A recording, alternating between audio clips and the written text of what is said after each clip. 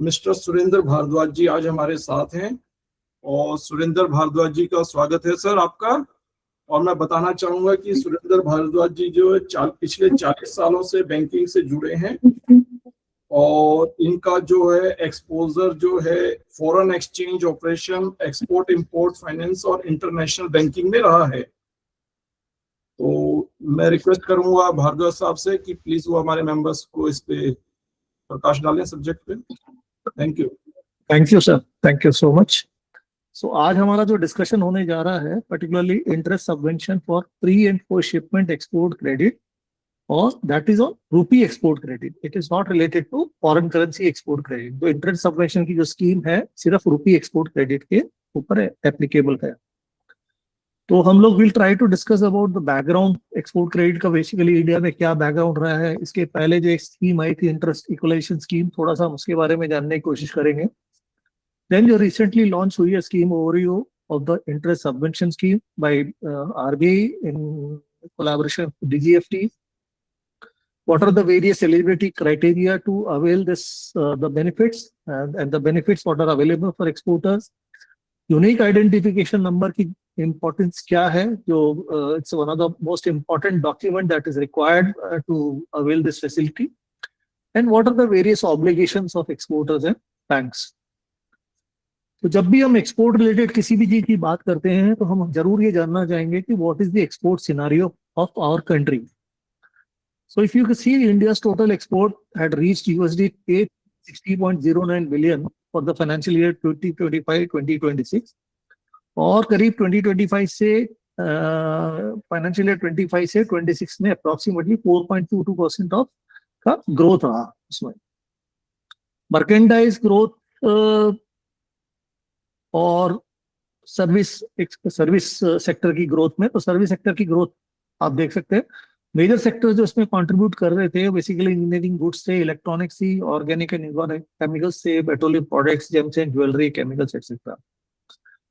Since we are having a session for the carpet exporters particularly here, so I think everybody is aware that India is one of the leading carpet exporters alongside China and Turkey, and it is one of the largest exporter of handmade carpets and other floor coverings. 24-25 May, we had seen export figures crossing approximately $1.5 billion, reflecting interest on made in India carpets. So bank हमारे India की जो brand था उसकी काफी popularity रही। Major buyers were from US, UK, Germany, Canada and UAE. और export में सबसे ज्यादा अगर अपन बात करते तो एमएसएमई सेगमेंट्स की आज की डेट में गवर्नमेंट भी और ओवरऑल भी एमएसएमई सेगमेंट्स की जो कंट्रीब्यूशन है उसको डिनाई नहीं किया जा सकता। It is contributing approximately 48.6% of India's total exports. That is as per the latest official position from PIB. इसका मतलब ये हुआ कि almost every second dollar of export from India comes from MSME. और ये बड़े गर्व की बात है कि MSME सेगमेंट हमारी एक्सपोर्ट इकोनॉमी को इतना ज्यादा सपोर्ट कर रहा है। MSME सेगमेंट का मर्केंटाइज एक्सपोर्ट में 48.55% कंट्रीब्यूशन रहा 24-25 फाइनेंशियल ईयर में। So basically, they are the backbone of the export ecosystem, and it's contributing almost half of India's export and is critical for labor-intensive export growth. Government जो है MSME से 2027 तक approximately 1 trillion worth of export target मान के चल रही है, ये expect कर रही है। एक्सपोर्ट्स के बाद में जो सेगमेंट आता है वो आता है export credit facility. Financing is very important, critical from the point of view of exporters. अगर हम इंडिया के टोटल एक्सपोर्ट क्रेडिट मार्केट की बात करें तो एमएसएमई का पैकिंग क्रेडिट यानी pre shipment export credit approximately 51% था, 49% था, और नॉन एमएसएमई का अप्रोक्सीमेटली 51% था total export credit market India का। तो ये थोड़ा सा सिनारियो है एक्सपोर्ट्स से रिलेटेड। अब अगर आज हम सबवेंशन की बात कर रहे हैं तो सबवेंशन की हिस्ट्री थोड़ी सी पुरानी है। सबसे पहले तो एक्सपोर्ट क्रेडिट 1967 में इंट्रोड्यूस हुआ रिजर्व बैंक ऑफ इंडिया द्वारा। And why this was required? It was required to make short term working capital finance available to exporters at an internationally comparable interest rates. Considering the fact that exporters are exporting goods to various other countries and there are different countries doing business in the same commodities, there were always a chances that the Indian exports were bit costly, maybe due to the cost of the raw material or due to labor, etc., as compared to other countries. So to make them eligible to meet out the competition in the international market, this working capital facility was introduced. I think सबको पता है कि export credit की facility pre shipment stage पे available होती है, post shipment stage पे available होती है। प्री शिपमेंट मतलब जहाँ पे आपको रॉ मटेरियल प्रोक्योर करना है, प्रोसेस करना है, मैन्युफैक्चर करना है, up to the stage of the shipment. तो शिपमेंट के पहले का जो भी प्रोसेस है वो प्री शिपमेंट स्टेज कहलाती है। तो banks are financing that stage also, and subsequently जब आपके एक्सपोर्ट्स शिप हो जाते हैं and goods are exported, you submit the export documents to the bank, the banks are giving you post shipment finance on that export bill. So pre-shipment finance भी available है, post-shipment finance भी available है, and it is available both in Indian currency as well as in foreign currency. तो जब export credit की scheme launch की गई थी एक्सपोर्टर्स के पॉइंट ऑफ व्यू से और फीडबैक लिया गया था, तो there were two important aspects that the exporter wanted. They wanted timely and speedy sanctions and disbursement, यानी कि बैंक के पास में अगर हम जाएं तो हमारा प्रपोजल जल्दी से जल्दी अटेंड किया जाए, सैंक्शन किया जाए और डिसबर्समेंट किया जाए, यानी कि मेरे को लिमिट अवेल करने की फैसिलिटी तुरंत से तुरंत मिलनी चाहिए। Second point was to provide affordable cost of credit by offering competitive and internationally comparable interest rate. So banks were advise, जब 90s की बात अपन करते हैं उस समय बैंक्स को एक्सपोर्ट क्रेडिट के ऊपर भी आरबीआई सब्सिडी देता था, इंटरेस्ट रेट के ऊपर एक्सपोर्ट क्रेडिट की जो भी फैसिलिटीज होती थी। एंड सब्सिक्वेंटली धीरे धीरे जैसे जैसे टाइम बीतता गया, कॉस्टिंग थोड़ी सी बढ़ती गई depending on the cost of funds available to the banks etcetera. But export credit के लिए हमेशा गवर्नमेंट का एक इशू रहा था कि बैंक जो है हमेशा कस्टमर्स को, जो एक्सपोर्टर्स हैं, they are contributing to the foreign economy of the country, to the reserves of the country, they should be given priority and as well as privileged interest rates, and उनके proposals को timely sanction करके disburse किया जाए। जब ये बात हुई उसके बाद में 2015 में there was a scheme launched called interest equalisation scheme, IES, जो आज की डेट में इंटरेस्ट सब्वेंशन स्कीम के नाम से दोबारा लॉन्च करी गई है। तो 2015 में फर्स्ट गवर्नमेंट ने लॉन्च किया to provide financial relief by offering subsidies on pre and post shipment rupee export credit. This was helpful in reducing the cost of the export credit and increase competitiveness of the export sector. तो सबसे पहले requirement तब आई कि क्या exporters को government की तरफ से सब्सिडी मिलनी चाहिए। सो इंटरेस्ट इक्वलाइजेशन स्कीम 2015 में लॉन्च हुई और ये बार बार एक्सटेंड होती रही और रिफाइन होती रही multiple times to keep pace with the market realities and was key factor in strengthening the India's export capability and supporting long term growth. इस सब्सिडी की वजह से काफी एक्सपोर्ट में कंट्री को ग्रोथ देखने को मिली। Exporters were satisfied because they were getting cheap working capital finance from banks, बाकी सब्सिडी मिल जाती थी और उसके बेसिस पे they were able to procure and raw materials at a cheaper cost, have a good quality of goods manufactured and exported.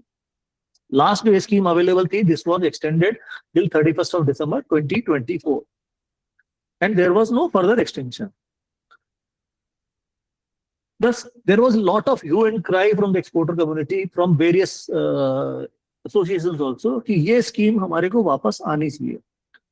और अब जब ग्लोबल सिनारियोस चेंज हुए, ग्लोबली जब चीजें चेंज होनी चालू हुई, तो again the government has come up with the scheme launched in 2026. This was the export promotion scheme launched, which was a flagship initiative by the government of India, jointly driven by the Ministry of Commerce and Industry, Ministry of Micro, Small and Medium Enterprises, and the Department of Commerce. So the export promotion scheme was targeted mostly for MSME exporters because they were contributing almost 50% of the export growth of the country. और इसका pure purpose था कि India का जो export economic system है, ecosystem है, उसको strengthen किया जाए, एमएसएमई एक्सपोर्टर्स को ट्रेड फाइनेंस का सपोर्ट किया जाए, मार्केट एक्सेस मिले, अंडर सर्व्ड मार्केट्स में उनको एक्सेस मिले, ब्रांडिंग उनको अवेलेबल हो मार्केट में, सो दैट उनकी ब्रांड्स की प्रोडक्ट्स को पहचाना जाए, ओवरसीज में वेयर हाउसिंग फैसिलिटीज उनको दी जाए ताकि they are able to store their products and sell it out, and they were also, the purpose was also to ensure diversification into newer geography. Considering the global, जो भी globally countries इतनी फैली हुई हैं, still there are a lot of geographies where the Indian products are not reaching. So इस export promotion scheme का main purpose यही रहा था कि इसको किस तरीके से हम लोग एमएसएमई एक्सपोर्टर्स को सपोर्ट करें और to increase the export. This was bifurcated into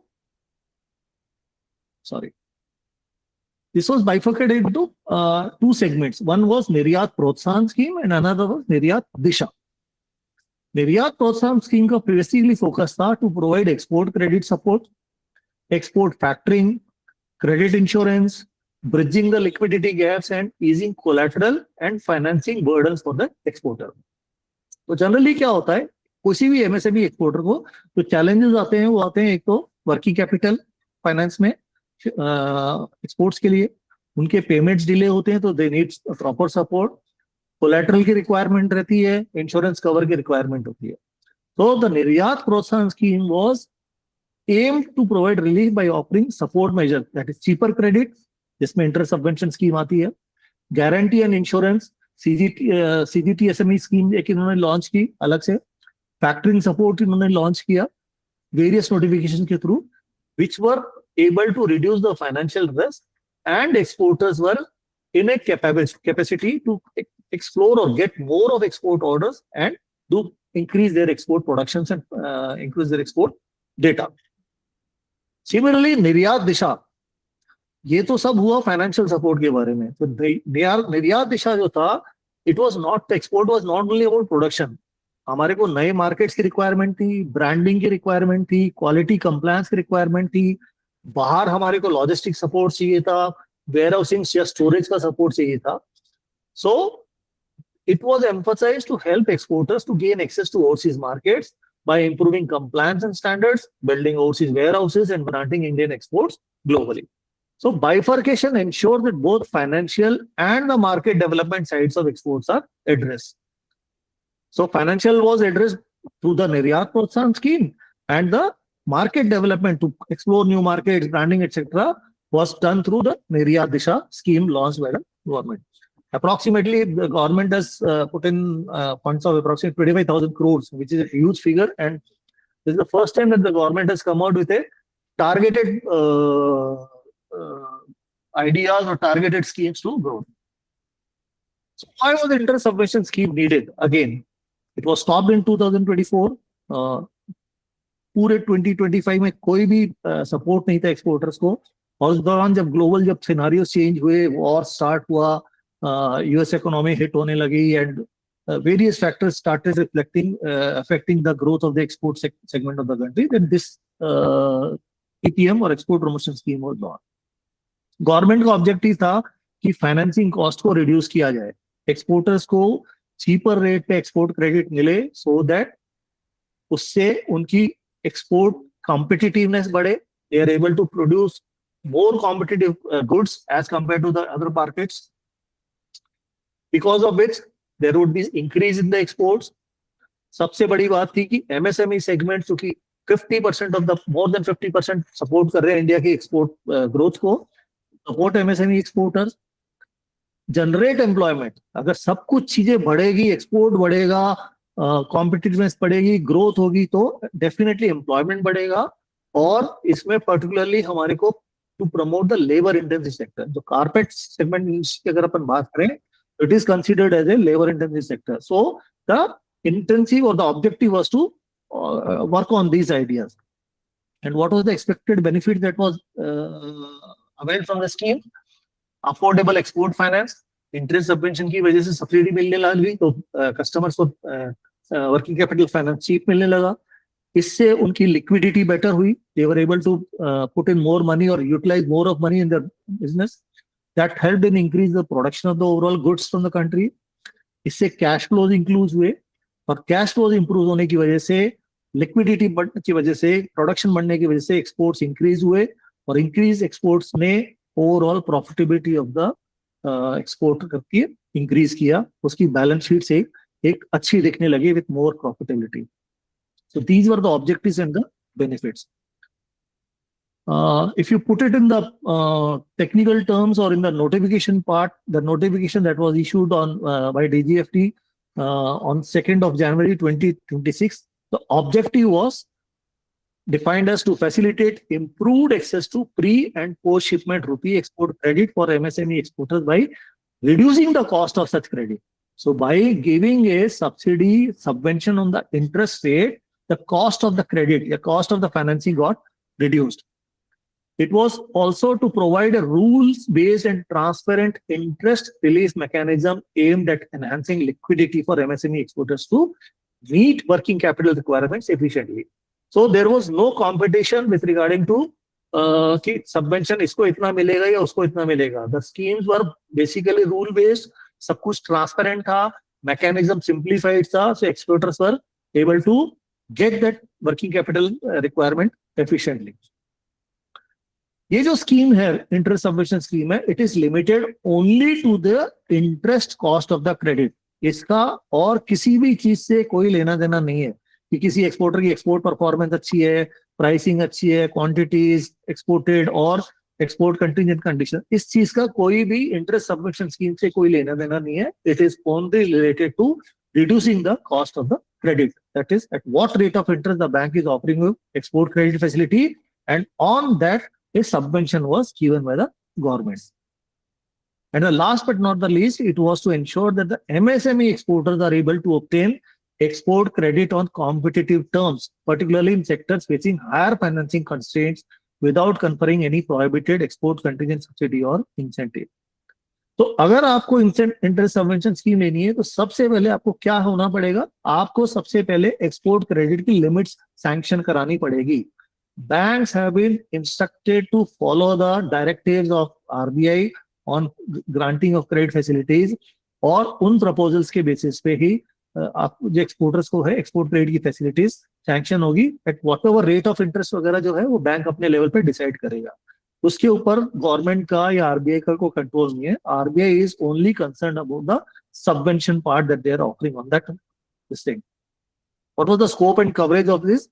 The initiative shall extend interest subvention on pre and post shipment rupee export credit provided by eligible lending institutions, subject to the conditions notified by the competent authorities. So basically, यहाँ पे banks की बात की जा रही है. The banks will provide extend the interest subvention.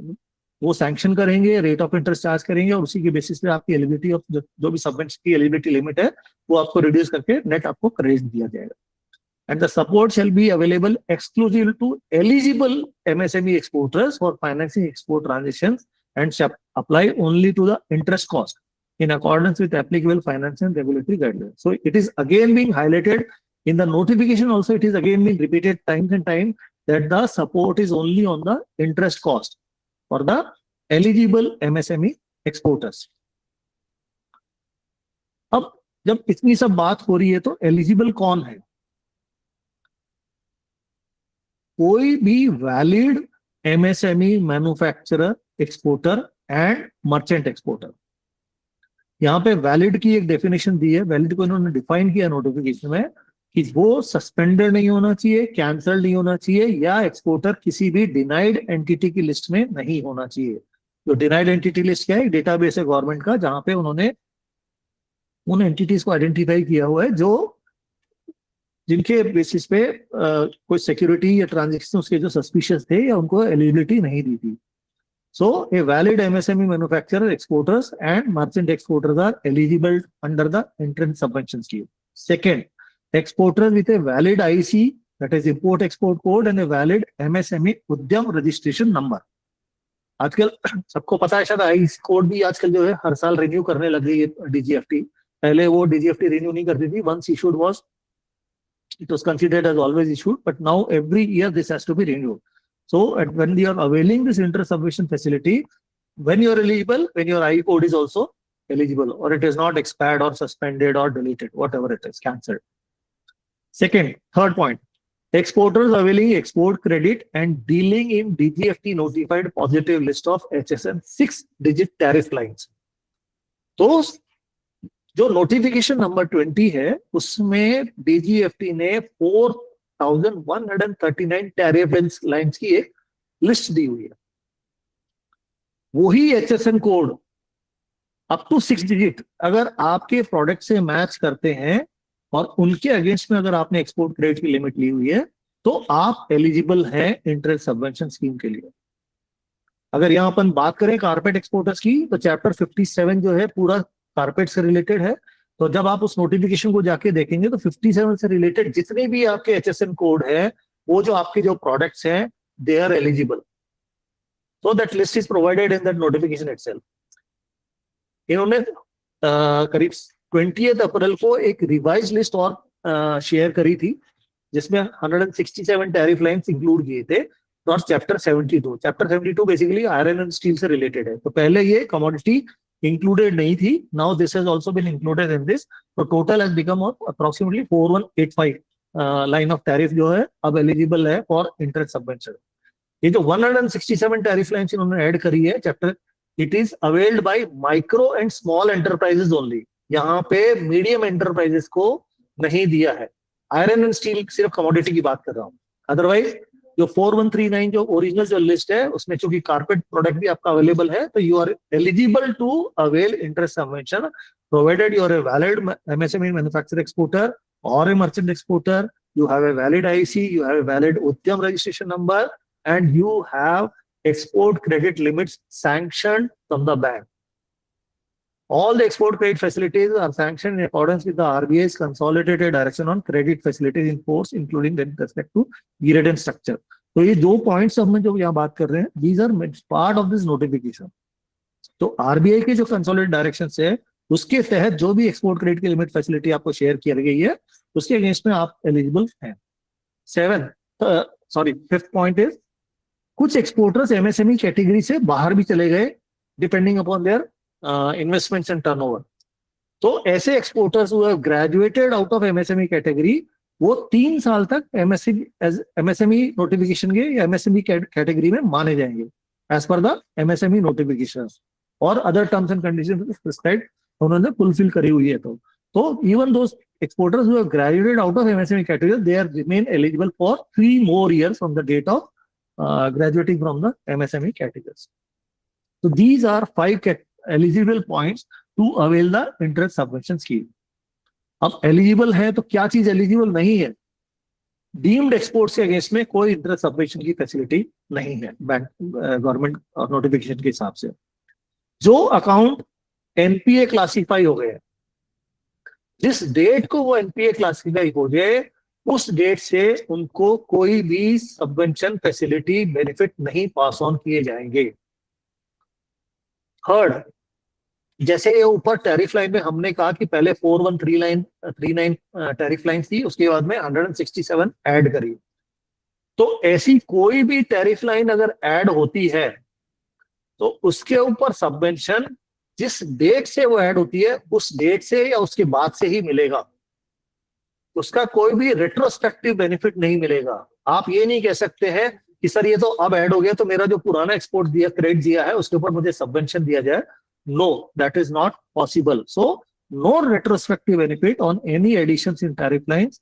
It is the interest subvention is admissible only on और after the date of inclusion. So these are the eligibility criteria with regarding to interest subvention scheme. What are the various important features? तो कितना interest subvention कितना मिलेगा? Interest subvention is at the rate of 2.75% per annum as of now. So MSME exporters can now avail 2.75% per annum interest relief on eligible pre-shipment and post-shipment rupee export credit. I am repeating again and again that this is facility or this subvention available only on the rupee export credit. It is not available on the foreign currency export credit that you avail from the bank. Many times, क्योंकि foreign currency export credit जो है already competitive rates पे मिलती है at international competitive rates. तो वहां पे कोई भी सबवेंशन गवर्नमेंट पास ऑन नहीं कर रही है। It is only the rupee export credit. What is the total fiscal benefit? तो एनुअल बेनिफिट्स यहाँ पे अप टू 50 लाख है। इंटरेस्ट इक्वलाइजेशन स्कीम जब 2015 में लॉन्च करी थी तो वहां पे ऐसा कोई रेस्ट्रिक्शन नहीं था अमाउंट का, but in the new scheme the benefit is restricted to 50 lakh annual.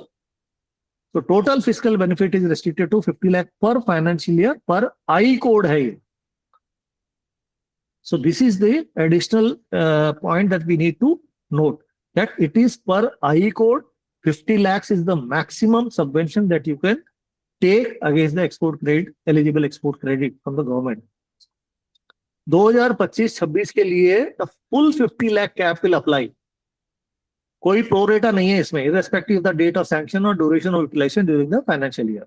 तो ये स्पेशल इन्होंने इसी फाइनेंशियल ईयर के लिए रखा हुआ 25-26 के लिए, कि जहां पे कोई प्रोरेटा बेस नहीं है, आपको कंप्लीट मिलेगा. अप्रैल मार्च जब भी आप स्टार्ट करते हैं तो आपको टोटल 50 लाख का बेनिफिट मिलेगा. Interest subvention benefits should be passed on by the banks upfront.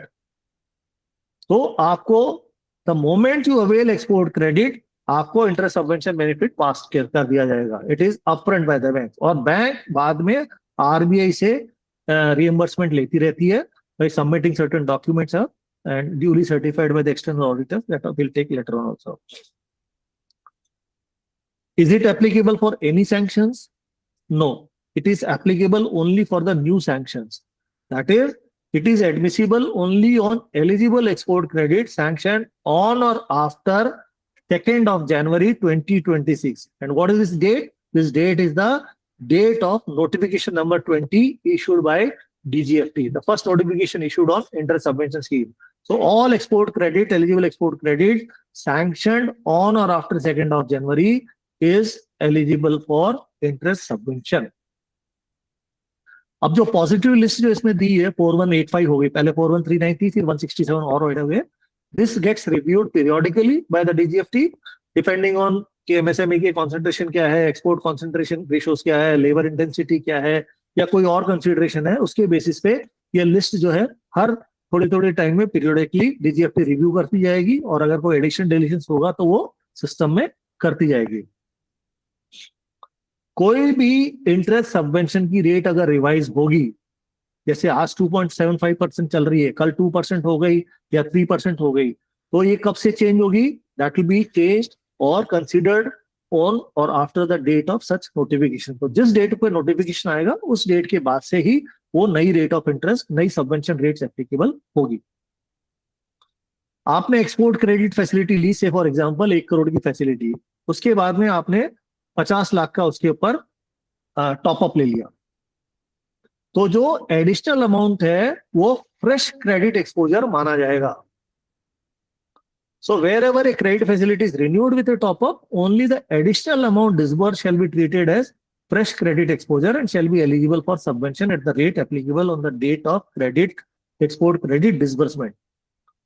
और उसके अलावा जो आउटस्टैंडिंग रहेगा वो पुरानी रेट पे ही चलता रहेगा.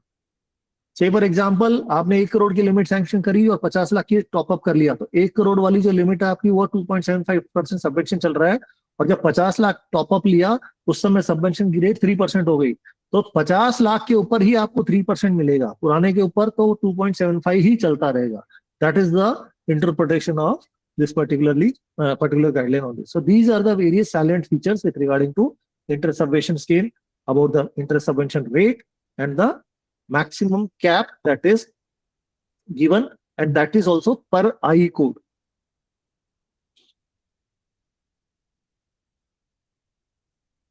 तो अगर हम बात कर रहे थे तो वाई कारपेट एक्सपोर्टर्स, क्यों हमें फोकस होना चाहिए कि कारपेट एक्सपोर्टर्स को भी ये बेनिफिशियल रहेगी स्कीम में, why they should be taken.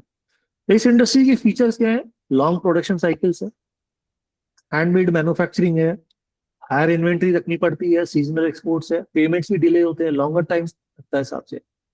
तो ये सारे कैरेक्टरिस्टिक्स होते हुए इस पर्टिकुलरली सेगमेंट के, इस पर्टिकुलरली प्रोडक्ट के एक्सपोर्ट के हमारे को इस स्कीम से क्या बेनिफिट मिलेगा? आपको सबवेंशन मिलेगा, आपको बैंक ने 9% सैंक्शन किया, आप 2.75% लेंगे तो 6.25% आपको नेट रेट पड़ेगी, आपकी लिक्विडिटी इंप्रूव होगी, उससे कैश फ्लोज बेटर होंगे, एक्सपोर्ट प्राइसिंग आपकी कॉम्पिटिटिव होगी. आज 6.25% के ऊपर एक्सपोर्ट का वर्किंग कैपिटल फाइनेंस मिल रहा है, it is I think way more competitive.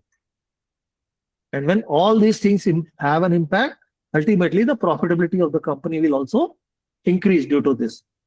So just we have shown an illustrative examples. अगर आपकी एक्सपोर्ट क्रेडिट की लिमिट 1 करोड़ अगर आपने एक्सपोर्ट क्रेडिट अवेल किया हुआ है बैंक से, नॉर्मल रेट ऑफ इंटरेस्ट 9% है, तो आपका एनुअल इंटरेस्ट अप्रोक्सीमेटली 9 लाख के ऊपर आपको लगेगा. बट अगर आपने सबवेंशन अवेल कर लिया तो 1 करोड़ के ऊपर आपको 2.75% अगर अपन रिड्यूस करें, मतलब इलस्ट्रेटिव ही है ये हिसाब से आपकी, तो नेट रेट ऑफ इंटरेस्ट आपको कितनी पड़ेगी? 6.25%। सो आपको इंटरेस्ट कितना पे करना पड़ रहा है? 6.25 लाख। तो आपकी नेट बचत उसमें कितनी हो गई? 2.75 लाख की करीब सेविंग्स हो गई एनुअली ऑन द इंटरेस्ट। तो higher the limits, higher the benefits. So this is how, and this is have an impact on overall of the export performance of the company. अब इन सब में जो जरूरी है वो है UIN, unique identification number generate करना। जब स्कीम स्टार्टिंग में लॉन्च हुई थी तो ये था कि 2 जनवरी के बाद से जो भी एक्सपोर्ट क्रेडिट की लिमिट सैंक्शन होगी वो ही एलिजिबल होगा for interest subvention admission availment. उसके हिसाब से आपको यूनिक आइडेंटिफिकेशन नंबर भी उसी समय जनरेट होना चाहिए था। There were lot of difficulties were going on. So as of now, what are the mandatory requirements for availing export credit under this scheme? Exporter must file an online intent on the DGFT portal. तो DGFT portal पर जब आप एक online intent file करेंगे, intent to avail interest subvention facility, तो जब आपको file करेंगे DGFT पोर्टल पे तो आपको वहां पे एक unique identification number UIN generate होगा।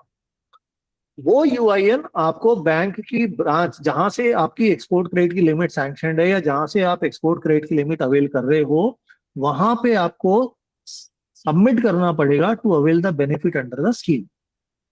नॉर्मली कई बैंक जो है वो रिक्वेस्ट भी मांगते हैं कि यू गिव इन राइटिंग ये मेरा यूआईएन है and I am eligible for interest subvention, मेरे जो प्रोडक्ट्स जो मैं एक्सपोर्ट कर रहा हूँ वो इस एचएस कोड के ऊपर है, and they submit the request and the bank takes into consideration. UIN और यूडीआईएन दोनों सेम है, कंफ्यूजन रहता है इसमें, they are the same unique identification number. और जब भी यूआईएन जनरेट होगा उसका एक फॉर्मेट होगा EDPEPMIES और आगे के 12 digits, and it has to be applied for notified positive list. तो जो आपका जो प्रोडक्ट है उसके लिए आपको इसके लिए अप्लाई करना पड़ेगा। We see later on how this is applied on the DGFT portal. तो जब यूआईएन से रिलेटेड जब क्लैरिफिकेशन आने चालू हुए, लोगों को दिक्कत हुई, कईयों के यूआईएन जनरेट हुए, टेक्निकल इश्यूज हुए, तो there was a clarification issued by DGFT vide trade notice 03 dated 13th of May 2026। तो उन्होंने कुछ रिलैक्सेशन किए फॉर द फाइनेंशियल ईयर 2025-26 के लिए। क्या रिलैक्सेशन था? Interest subvention will be admissible, मतलब 25-26 का मतलब हो गया 2 जनवरी को स्कीम लॉन्च हुई और 31 मार्च को फाइनेंशियल ईयर एंड होता है। तो सिर्फ इस पीरियड के लिए अगर यूआईएन लोन लेने के बाद में भी जनरेट किया गया है तो आपका इंटरेस्ट सबवेंशन एडमिसिबल होगा। कब? जब आपको एक्सपोर्ट क्रेडिट का डिसबर्समेंट ऑन और आफ्टर 2 जनवरी हुआ है और यूआईएन आपने 31 मई 2026 या उससे पहले जनरेट कर लिया है। So special window was opened for claiming or interest subvention for the period 2025, that is from 2nd of January to 31st of March, considering the fact that many exporters are having issues regarding to generation of UIN, date of generation of UIN, some were not aware of the guideline, some people were aware but they could not do it timely. All those things were going on. और subvention का जो benefit है just be applicable only from the date of loan disbursal. इसका UIN की generation date से कोई लेना देना नहीं है। It is only from the date of loan disburse that the subvention benefit will be pass on.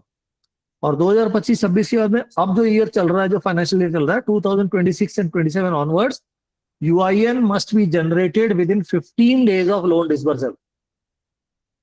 तो कोशिश करें कि आपका जो यूआईएन जनरेशन है वो आपके डिसबर्सन के साथ ही हो। So subvention will be admissible from the date of disbursal if timeline is met.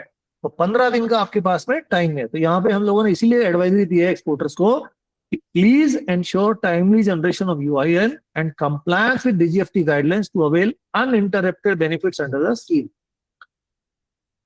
क्योंकि कई बार अपन स्कीम के बेनिफिट्स को सोचते हुए आगे कुछ ट्रांजेक्शन्स कर लेते हैं, कॉस्टिंग निकाल लेते हैं, प्रॉफिटेबिलिटी देख लेते हैं, आगे कॉन्ट्रैक्ट्स में चले जाते हैं, और यहाँ पे अगर हमने थोड़ी सी भी लापरवाही कर दी तो हमारे को जो बेनिफिट है वो नहीं मिलेगा। जब स्कीम लॉन्च करी थी तब एडामेंट थी डीजीएफटी, बच्चों की रिप्रेजेंटेशन काफी एसोसिएशन की तरफ से गया था, एक्सपोर्टर ने बहुत एसोसिएशन रिप्रेजेंटेशन दिया था, तो दे हैव कंसीडर्ड दिस, और अकॉर्डिंगली उन्होंने मई में इसको इसमें अमेंडमेंट इशू कर दी है। But that does not mean that again we may get an amendment, we may not get. तो make sure if you are availing this facility, आपका यूआईएन जनरेशन टाइमली हो, so that the benefits are availed और government की schemes का benefit ले पाए। तो जो बात हो रही थी इंटेंट फाइलिंग की, इंटेंट फाइलिंग का पूरा प्रोसेस अगर आप देखेंगे तो डीजीएफटी के ट्रेड नोटिस 2020 डेटेड 2 जनवरी में पूरा प्रोसेस दिया है एनेक्चर 3 में। एनेक्चर 1 तो पूरा स्कोप और उसके लिए है, एनेक्चर 2 में पूरी 4139 की लिस्ट की है, एनेक्चर 3 में इन्होंने इसका पूरा प्रोसेस दिया। फिर भी मैं आपको बता देता हूँ क्या करना चाहिए अपने को। डीजीएफटी की पोर्टल पे applicant should log in with the credentials, आपकी जो भी ईमेल आईडी वगैरह है उससे आप लॉग इन करिए। आप जाके वहां पे टैब पे सर्विसेज का एक स्क्रीन आता है, सर्विसेज को आप टैप करेंगे। जैसे ही आप टैप करेंगे वहां पे एक ऑप्शन आएगा एक्सपोर्ट प्रमोशन मिशन, वो ड्रॉप डाउन आ जाएगा सर्विसेज टैब के ऊपर। तो आपको एक्सपोर्ट प्रमोशन मिशन आपको सिलेक्ट करना है और वहां पे आपको जाके अप्लाई फॉर ईपीएम स्कीम्स में आपको क्लिक करना है। जैसे ही आप क्लिक करोगे विंडो ओपन हो जाएगी और वहां पे आपको एक फ्रेश एप्लीकेशन टैब स्टार्ट करेगा।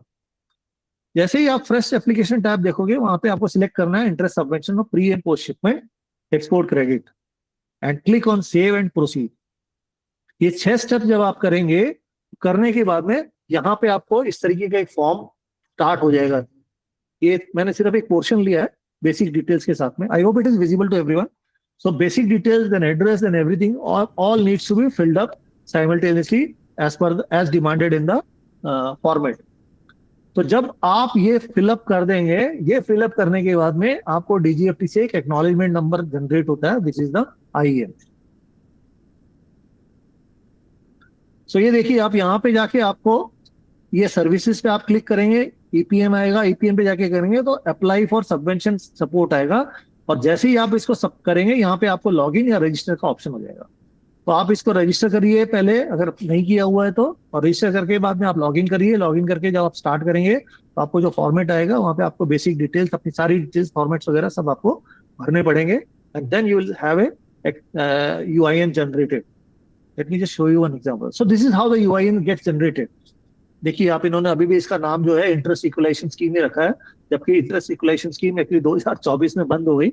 It is now interest subvention scheme, but I think they have continued. So there is a file number, so there is a UIN number you can see, it starts with EPMIES और आगे 12 digit इसके numerical digits हैं। Issue date आ गई है, इसकी expiry date आ गई है, आपकी बैंक डिटेल्स, कौन से बैंक के साथ में आप जो है इसको अकाउंट नंबर से करेंगे वो आपकी डिटेल्स यहाँ पे आ जाएगी साथ में। टर्नओवर की डिटेल्स हो गई, एड्रेस डिटेल्स, ऐसे धीरे धीरे आपको सारी चीजें भरनी पड़ेगी। तो ऑलमोस्ट ये 4 या 5 पेज का जो है एक्नॉलेजमेंट लेटर जनरेट होता है। This you have to submit to the bank when the export credit is disbursed or you are requesting for export credit disbursement। इसके बेसिस पे यहाँ पे बैंक जब HSN कोड वगैरह देखेगी, आपकी आई कोड की वैलिडिटी चेक करेगी और उसके बेसिस से फिर आगे प्रोसेस करेगी। सो this is how the interest subvention scheme जो UIN number gets generated which needs to be shared. You can see here it is UDIN or UIN number, both are considered as same only. तो exporter का क्या obligation है interest subvention scheme में? सबसे ज्यादा आपको देखना है दैट यू आर अवेलिंग और claiming subvention against export credit availed only for the eligible tariff lines. आपको अपने प्रोडक्ट का एचएस कोड देखना पड़ेगा। उस एचएस कोड को जाके आप अपने उसमें ट्रेड नोटिफिकेशन जाके चेक करिए।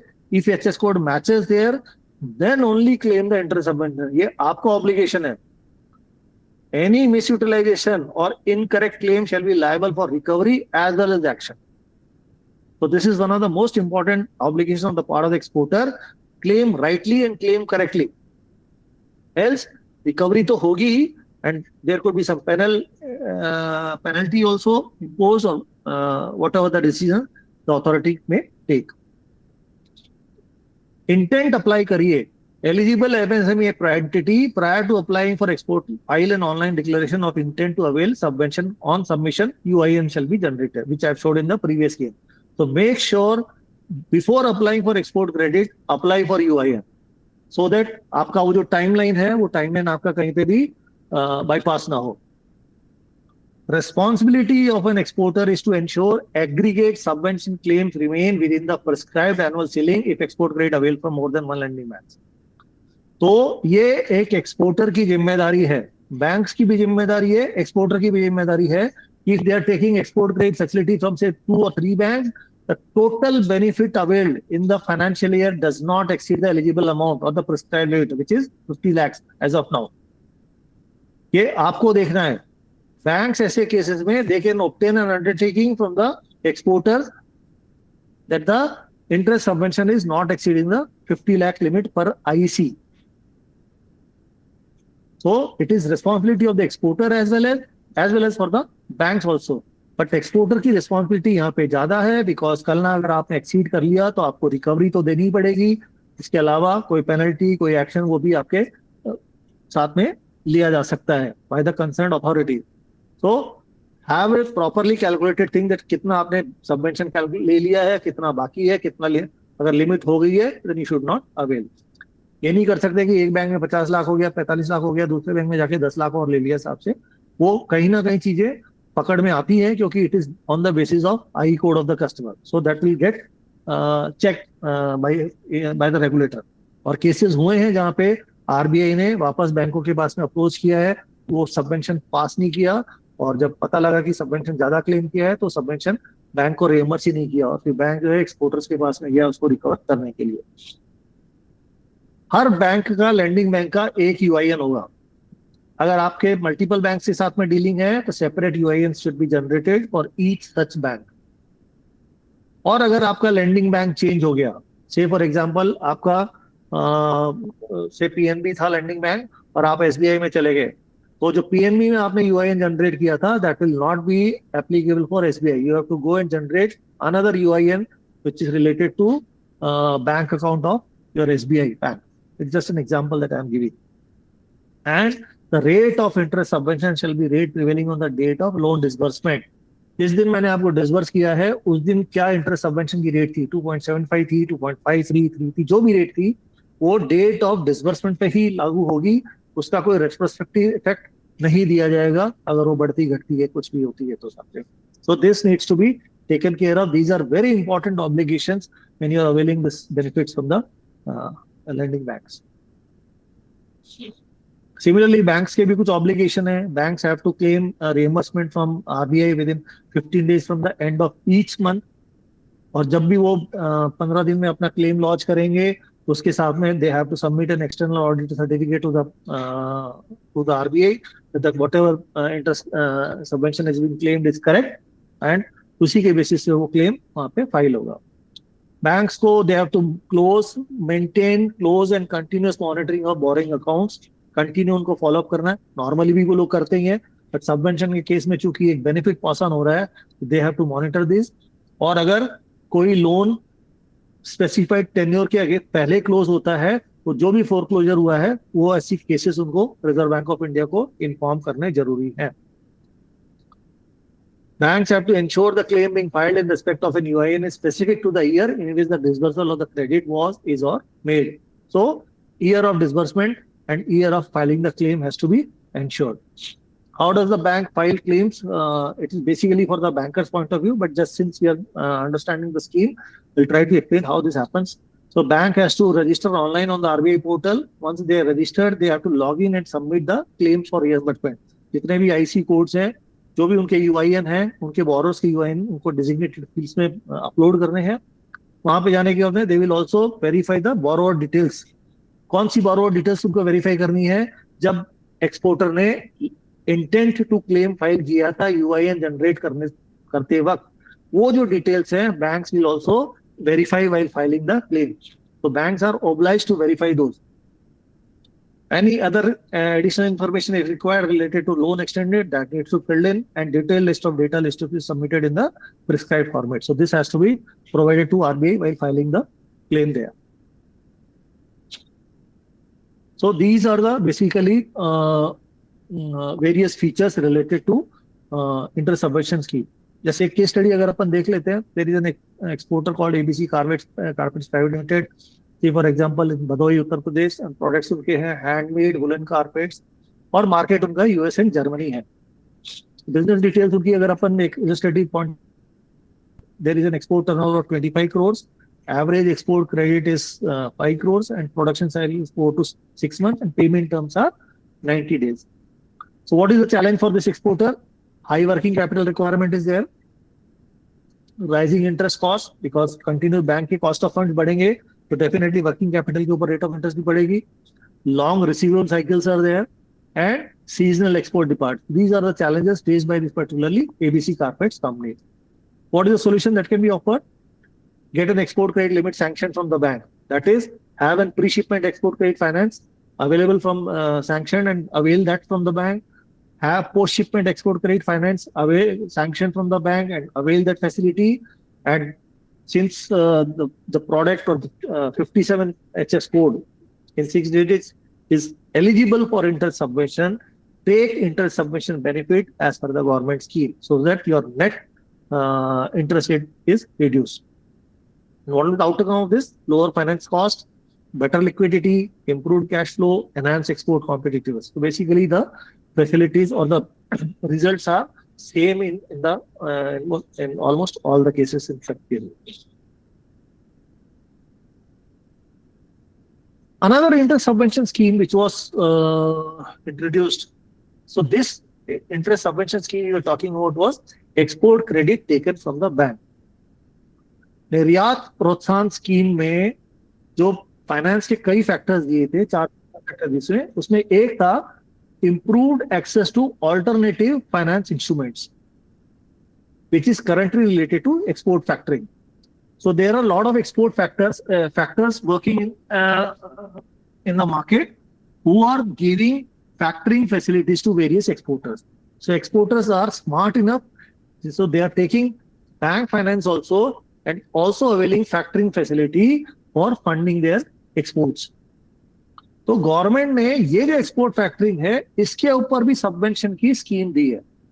This I am telling you apart from the interest subvention available for rupee export credit. This is on the factoring part. So here the objective was to part of the support for alternative trade instruments under the export promotion scheme, निर्यात प्रोत्साहन. यहाँ call eligible है MSME, manufacturer exporters and merchant exporters. Same. Here again the subvention rate is 2.75% on the interest component of the export factoring. Here also the annual cap is total benefit capped at rupees 50 lakh per financial year per I code. So if you are having an export credit facility with banks, rupee export credit, free shipment, post shipment, and you are also taking export factoring facility from some factor, तो आप 50 lakh bank से भी ले सकते हो और आप 50 लाख यहां से भी ले सकते हो.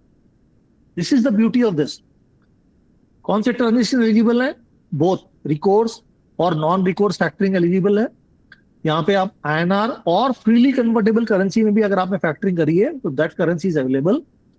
कौन से factors? Factors which are RBI और IFCA रेगुलेटेड फैक्टर.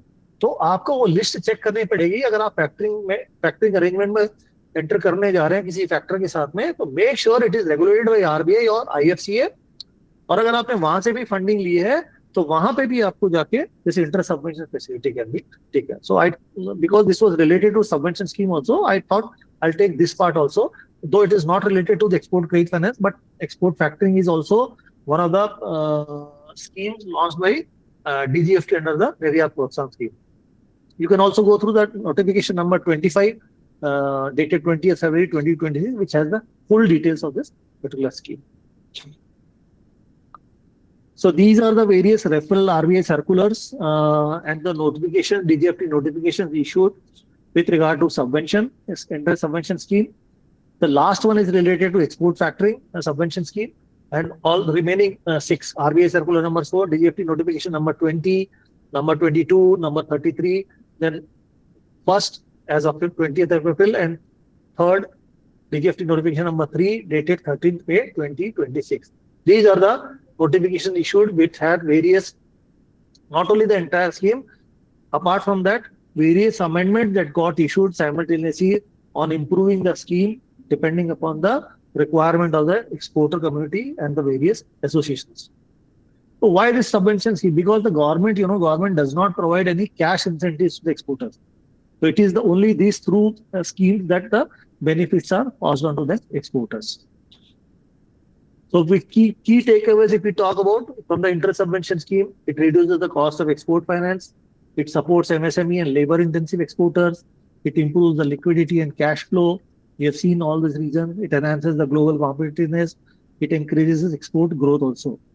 और अगर क्योंकि हम CPEC के साथ में आज बात कर रहे हैं, डिस्कस कर रहे हैं यहाँ पे, तो कारपेट एक्सपोर्टर्स के point of view there is a low financing cost available. Better working capital management can be done by availing the scheme. You can timely execute export orders. Stronger international competitiveness is available, and ultimately everything will have an impact on the profitability of the firm. So the closing statement goes like this: that affordable export finance is a strategic advantage. It is not just a financial benefit. So this line needs to be kept in mind. And success in exports depends not only on the quality products, but also on timely and affordable finance. So by understanding and effectively utilizing the interest subvention scheme explained to you just now, exporters can strengthen their competitiveness, improve cash flows, and contribute to India's export growth. And I wish you all the very best on the scheme that is launched by the government. Make every effort to utilize the scheme to not only increase your export business, but also the overall be part of the overall export growth of the country. So these are my details, contact details. That's it from my side, sir. Thank you, sir. Thank you, sir. We will now move to the question answer session. So I would request participants to post their question in the chat box, or they can ask the questions. So please. अगर किसी का कोई question है वो आप chat box में डाल दीजिए, या आप ऐसे पूछना चाहते हैं तो हमें बता दीजिए, हैंड रेज कर दीजिए. We have a question from Shri Nirmal Pant. Yes.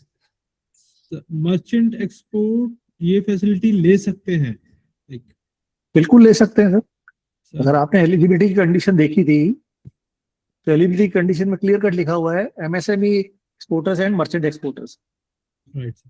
So we have another question from Mr. Abhishek. It's like many carpet exporters, especially MSMEs, face pressure on margins due to long production cycles and delayed payment from overseas. But in such situation, how can pre and post shipment credit be optimally structured to ease liquidity pressure? See, normally the banks will sanction the export credit facility depending upon the cycle of your production and realization of your export proceeds, both at the pre-stage level as well as on the post-stage level, post-shipment stage level. But since you are eligible now for interest subvention scheme, and 2.75 is a substantial subvention that you get on a rate of interest, so that will, I think, easily reduce your cost of goods as well as cost of production, and that should help you in this. And sir, we have another question from Mr. Satish. It's like, if availing CC facility, then we can get this facility also? No, sir. It is only on the export credit facility. CC is a cash credit facility basically, and interest subvention is available only on the rupee export credit facility, not on the cash credit or overdraft facilities from the banks. So we have another question from Mr. Nirmal. It's like, we are launching e-commerce for rugs and carpets. Yeah. So e-commerce retails में benefit कैसे ले सकते हैं? मेरे ख्याल से अगर निर्यात प्रोत्साहन स्कीम में देखा जाए तो एक स्कीम ये भी थी, credit assistance for e commerce exporters, जहां पे गवर्नमेंट क्रेडिट गारंटी कवर दे रही है फॉर CCOD फैसिलिटीज. तो आप वो नोटिफिकेशन नंबर मैं आपको बता देता हूँ. There is a notification number 31 dated 6th of March 2026 issued by the DGFT, wherein they are providing guarantee facilities for particular to e-commerce exporters who are availing CC and OD facilities from the bank. Can exporters avail the benefit if they are already receiving concessional interest under another government supported credit alone? So export credit के ऊपर तो government की कोई और scheme है ही नहीं है except for interest subvention. तो अगर आप कोई गवर्नमेंट स्कीम किसी और पे भी ले रहे हैं पर अगर आपके एक्सपोर्ट फाइनेंस के ऊपर कोई आप स्कीम नहीं कुछ नहीं ले रहे हैं तो उसके ऊपर आप इंटरेस्ट सबवेंशन स्कीम फैसिलिटी ले सकते हैं। और दूसरा मैंने आपको एक चीज और भी बताई है साहब से कि आप फैक्टरिंग भी आप एक्सप्लोर करिए। कई एक्सपोर्टर्स जो हैं अपार्ट फ्रॉम बैंक फैसिलिटीज के अलावा फैक्टरिंग फैसिलिटीज भी फैक्टर्स के साथ में कॉन्ट्रैक्ट एंटर कर रहे हैं, वहां पे फैक्टरिंग के थ्रू वो लोग फंडिंग ले रहे हैं। तो आपने अगर वो फंडिंग ली है तो वहां पे भी आपको 2.75% की आपको इंटरेस्ट सबवेंशन की फैसिलिटी मिल जाएगी। तो इस तरीके से आप दोनों साइड से, जहाँ पे बैंक से आपको फाइनेंस ले रखा है उसके अगेंस्ट में और फैक्टरिंग के थ्रू आपने फाइनेंस ले रखा है उसके अगेंस्ट में भी आपको 2.75% का आपको बेनिफिट मिल सकता है सबवेंशन। ये नोटिफिकेशन मैंने 31 नंबर डाल दिया है चैट में निर्मल जी के लिए आपसे, so that question from Mr. Faz, like for small and medium exporters who may not have very large banking limits, what practical steps would you suggest to improve access to export credit facilities from banks? See generally banks जो export credit की facility देते हैं basically they give on the basis of your turnover. अगर standard अपन बात करें तो 20% of the turnover जो बैंक से एक नॉर्मल एक्सपोर्ट क्रेडिट की फैसिलिटी आपको सैंक्शन करने की रखता है, provided they have collaterals or securities to cover that. So that is the only option available as of now. Second, अगर आपको बैंक से नहीं है तो I'm suggesting you can try export factoring, जहाँ पे भी आपको फंडिंग मिल सकती है without any collaterals. थर्ड चीज ये है कि अगर आप लेटर ऑफ क्रेडिट के ऊपर अगर आप काम करते हैं तो many banks after the acceptance of the foreign bank give you post shipment finance after the documents are accepted from the foreign bank. तो अगर आपकी एलसी बेस्ड एक्सपोर्ट अगर आप कर रहे हैं, कहीं से आपको एलसी मिलती है तो वहां पे भी आपको कोलेटरल फ्री आपको एक्सपोर्ट फंडिंग मिल सकती है बैंक से पोस्ट शिपमेंट फाइनेंस की। और चूंकि उसमें पोस्ट शिपमेंट फाइनेंस है तो वहां पे आपको सबवेंशन की स्कीम सबवेंशन का बेनिफिट भी ऑटोमेटिकली मिल जाएगा। Thank you sir. So I am posting a link of the trade portal in the chat box, so आप वहां पर लॉग इन करके वहां से देख सकते हैं कि कैसे कैसे उसमें सारे एक्सपोर्ट मिशन पे आपको जाना है। लॉगिन करने के बाद देन वहां पर एक्सपोर्ट मिशन को जब क्लिक करेंगे उसके बाद आपको वहां पर सारे ही जितने ट्रेड नोटिस है स्कीम्स है सबके आपको वहां से डिटेल्स मिल जाएंगे। www.trade.gov.in। तो किसी और का कोई क्वेश्चन, अगर कोई क्वेश्चन पूछना चाहता है तो प्लीज आप बताएं। Thank you sir. I guess अभी किसी का कोई भी क्वेश्चन नहीं है, so we should move. We hope like this webinar helped clarify important aspects relating to pre-shipment and post-shipment export credit and the interest subvention scheme.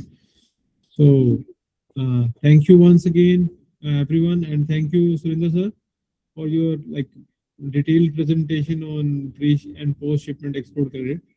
Thank you sir. Wishing you all a very good day. Thank you very much.